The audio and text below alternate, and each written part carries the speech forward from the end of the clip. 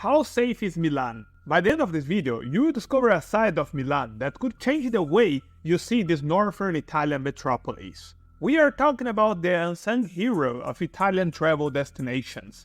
Milan holds the secrets and surprises that could rival cities like Venice or Naples. But we are here to talk about safety, not about Da Vinci or gelato. Compared to other large European cities like London, Paris, or Brussels, Milan and most of Italy have relatively low crime rates. But when you compare it with other Italian cities, Milan starts to look bad. Milan tops the chart of the most dangerous provinces in Italy, which is a shock, since many people would imagine that poorer provinces in the south are more dangerous. Prejudice, I guess, and Naples has better pizza too.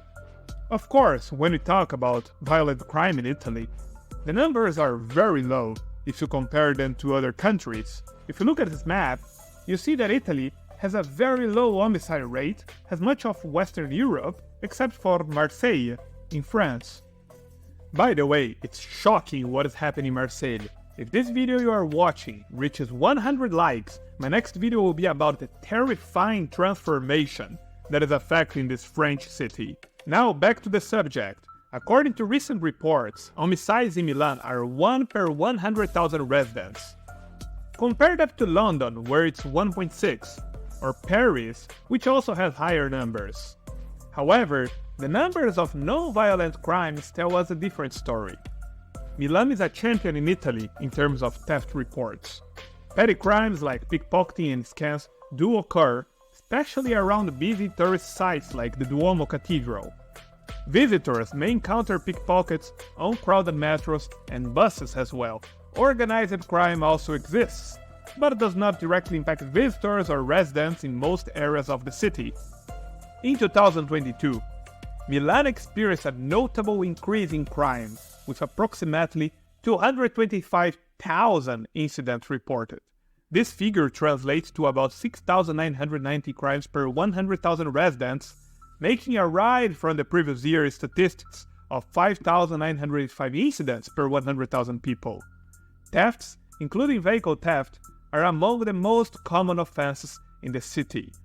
Comparatively, Milan's crime situation is more severe than in many other northern Italian cities, with a diverse range of crimes including home burglaries, vehicle thefts, and even sexual violence. The city has been identified having one of the highest rates of theft per capita, particularly targeting shops and parked cars. These occurrences are mostly concentrated in some infamous districts that we will reveal in a few seconds. However, and as surprising as it sounds, in most of the city, and especially in the most tourist areas, Milan is pretty safe. So while petty crimes happen, the risk of violent crime is quite low for both residents and tourists. Milan's overall crime rates are on par with the safest metropolises globally, and way better than crime rates in Latin America, for example.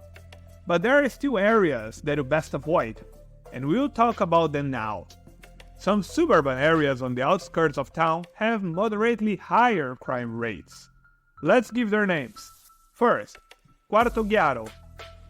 Once a quiet middle-class area, Quarto has become run down in recent decades. An isolated locale far from the town center, it suffers from gang violence and drug trade.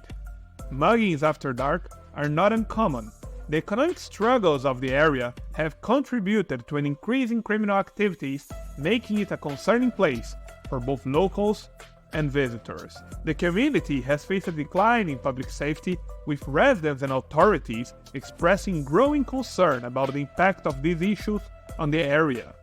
Giambellino-Lorenteggio, and if I'm pronouncing incorrectly, I'm sorry, I'm not Italian is not my mother language, but here it goes.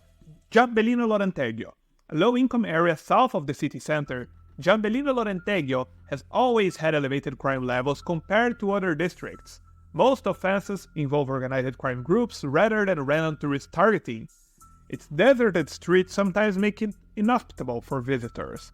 It's important to be aware of your surroundings and avoid unfamiliar areas, especially at night. Another area that you should avoid if possible is Machachini, since there have been some tensions around there. Locals also advise avoiding the areas around the Rogored station and the Leon Cavallo, or Leon Cavallo. I don't know if I'm pronouncing correctly, please someone correct me in the comment section. Neighborhood. Leon Cavallo neighborhood. Let's go. Now that you already know the areas where you should not stay in Milan, what about the places that you should choose? If you are just visiting the city, wealthier central districts are expensive, but also safe for tourists. With luxury boutiques and starred restaurants, there is sophisticated ambience and some huge private security staff deters criminal activity. Police patrol these premier tourist zones diligently, so let's give you some names. First, Brera. This is Milan's neighborhood around the Brera Academy. The area's charming streets and quaint cafes contribute to its appeal, attracting locals and visitors alike. Additionally, the atmosphere of the neighborhood provides a sense of security, encouraging people to explore its many cultural offerings without reservation. Quadrilatero della Moda. The Quad, Milan's high fashion quarter brimming with designer shops, has robust security given the luxury commerce. Expect a visible police presence even late at night. Moscova. Close to the Duomo Cathedral, these streets cater heavily to tourists, but are not overrun with crowds. Petty theft can happen, there are also some scammers around, we even made a video about them, check in the description, but violent offenses are very rare. Okay, but all these that I mentioned are expensive areas, so I feel I must talk about some more affordable places. For budget-conscious travelers, the Isola neighborhood is relatively affordable while still very safe. Isola used to be seen as not very nice, but in Milan, neighborhoods can change fast. Over the last 2 years, a lot of changes have happened there, making Isola a much nicer place to be. Popular with young locals, Isola offers a more authentic Milanese setting. Visitors can comfortably base themselves there without breaking the bank or compromising safety. And here are some other travel safety tips when visiting Milan. First, use 24/7 luggage store services like Radco Storage to avoid carrying bags around the city and risk it being stolen.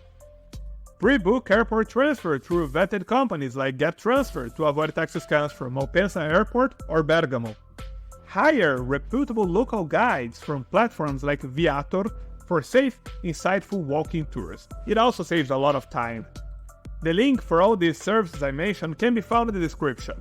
But now, if you want to know why 29,000 Americans decided to move to Italy and retire there, check this video here on your left. I'm sure you'll find it interesting.